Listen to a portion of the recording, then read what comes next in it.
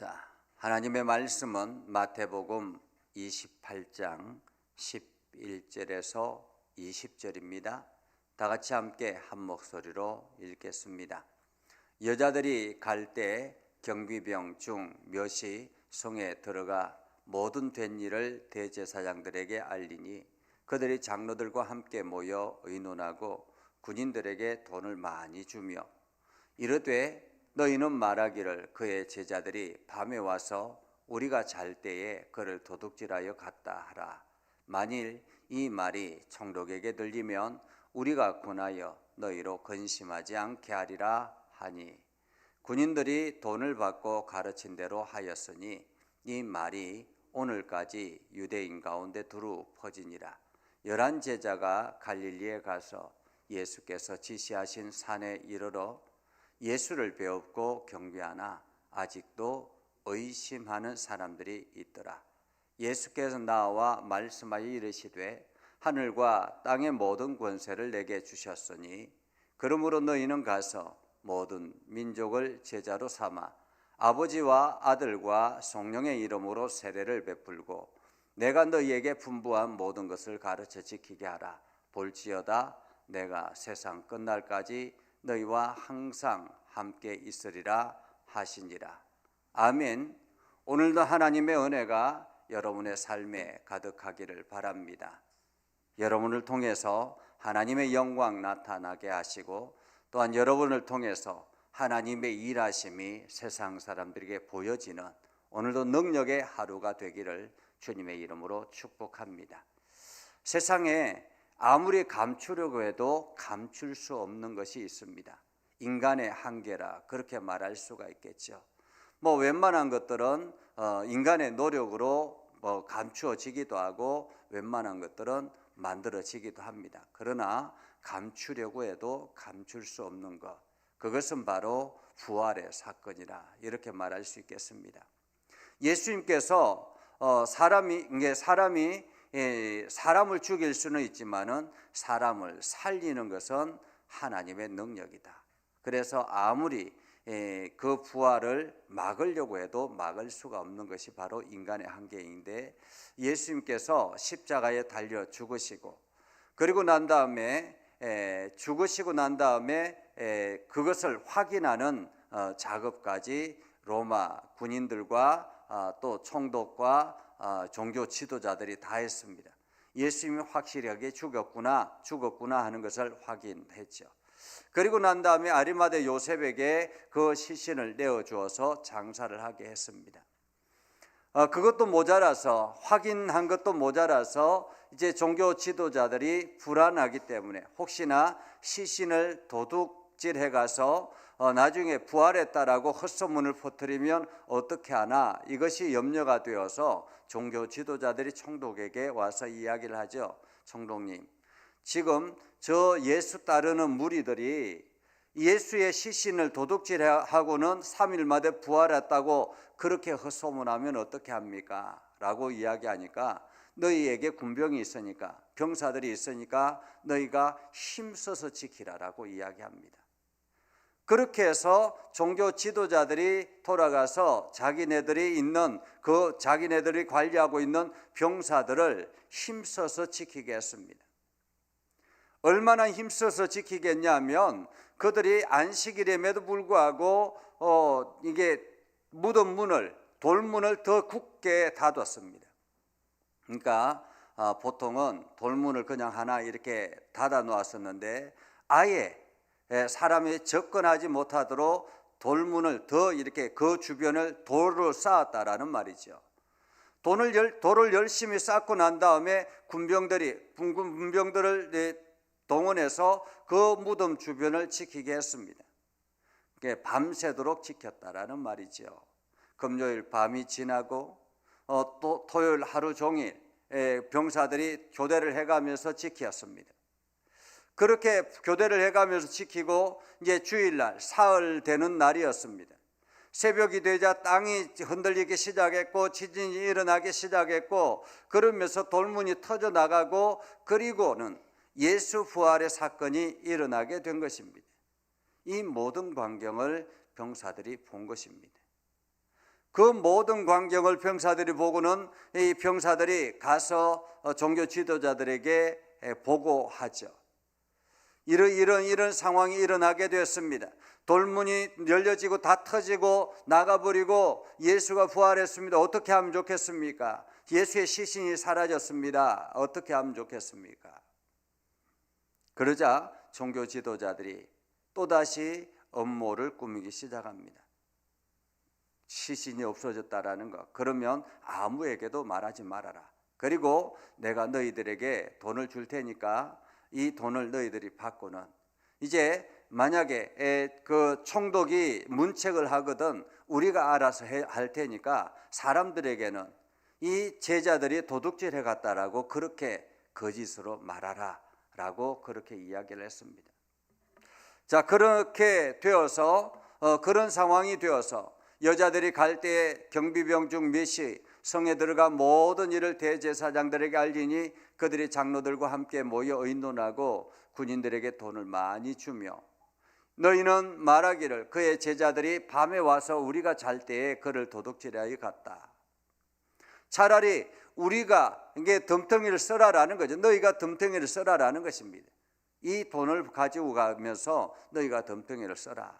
만일 총독이 말하면 너희로 근심하지 않도록 우리가 잘 하겠다라고 말합니다. 자, 그렇게 해서 군인들이 돈을 받고 가르친 대로 말하였습니다. 사람들에게 두루 다니면서 말했습니다. 그것이 이 마태복음이 기록될 때까지 여전히 그 이야기가 번져나갔다라는 말입니다. 소문을 통해서 이 마태복음이 기록될 때까지. 마태복음이 대략적으로 예수님이 십자가에 죽고 난 다음에 대략적으로 30년 후쯤 기록되어졌습니다. 그러니까 계속 30년 동안 이러한 이야기가 계속 번져나갔다라는 말이죠. 30년 동안.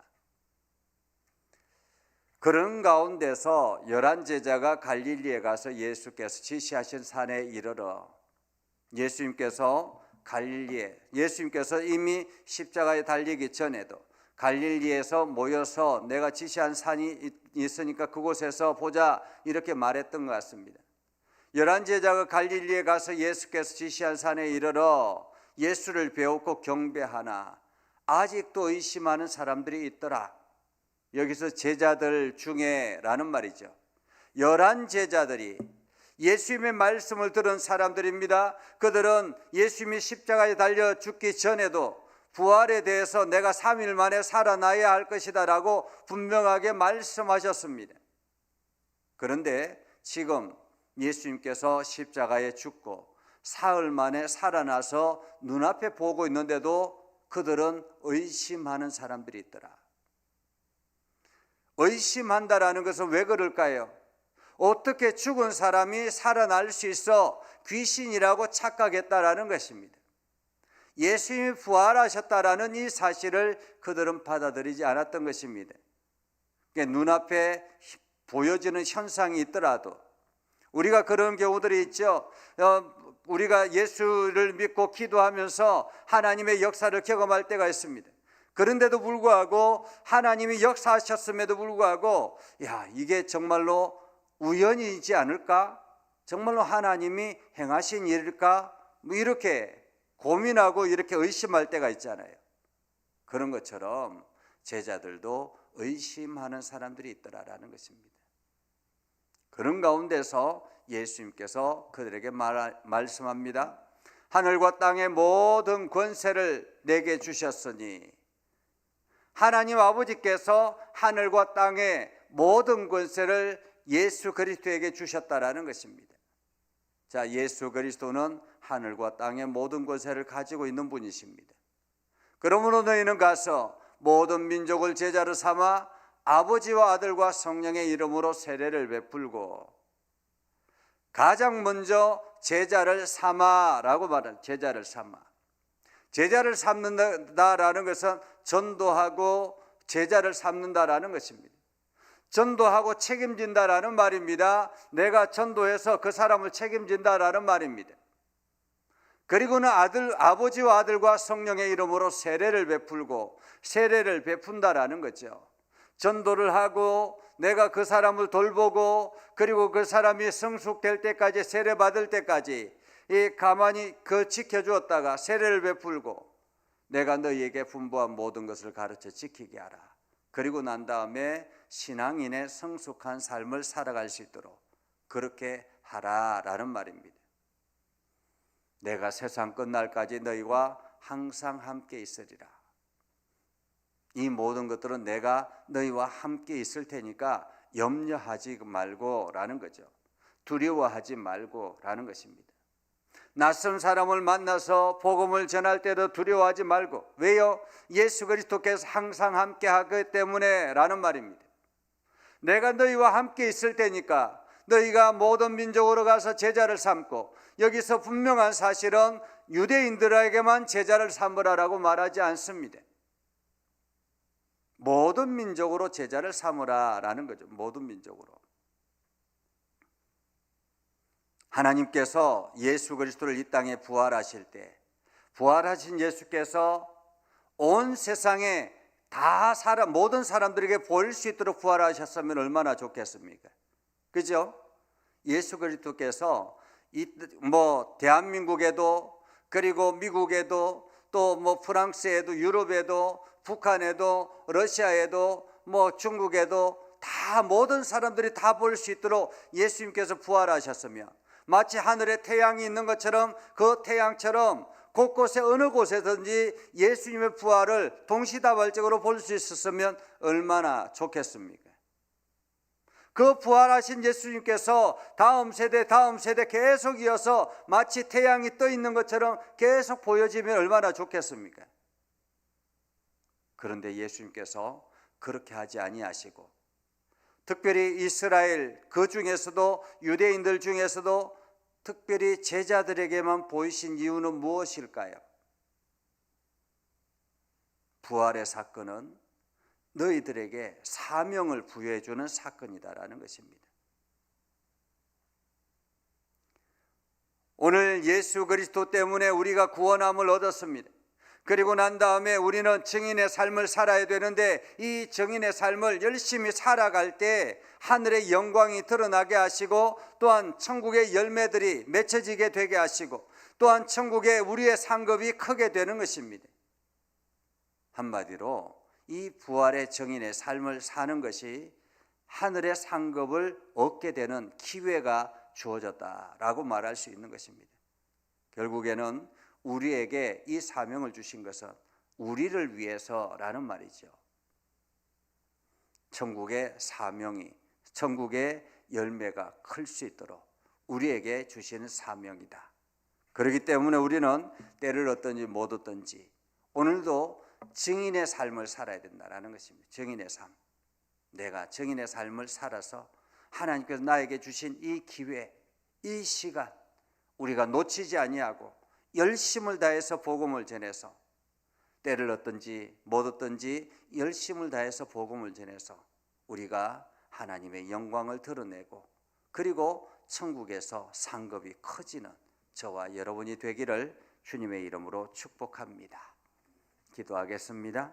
거룩하신 아버지 하나님, 오늘도 저희를 인도하여 주셔서 하나님의 말씀을 듣게 하시고 깨닫게 하시고 결단하게 하셔서 하나님의 이름을 온 땅에 전하는 복된 심령 되게 하여 주시옵소서. 아버지, 오늘도 새 힘을 허락하여 주시고 능력 안에 거하게 해주시고 하나님의 말씀의 권위 안에 있게 해주셔서 오늘도 죽어가는 영혼들을 살리며 부활의 증인으로서 온전하게 살아가는 우리 모두가 되게 하여 주시옵소서. 특별히 아버지는 오늘 다니엘 전도팀이 우리 교회 주변을 전도할 때 예비된 영혼들을 만나게 하시고, 아버지는 전도가 이루어져서 우리 예전교회에 심겨지게 하여 주시고 함께 아름다운 공동체로 세워나갈 수 있도록 하나님 인도하여 주시옵소서. 예수님의 이름으로 기도드리옵나이다. 아멘. 이제는 우리 구주 예수 그리스도의 은혜와 하나님 아버지 극진하신 사랑과 성령님의 감화 감동 역사 위로 교통하시며 은혜가 주님의 말씀을 의지하며 나아가는 모든 믿음의 백성들 위해 하는 모든 일들 위해 영원토록 함께 하옵시기를 간절히 축원하옵나이다. 아멘.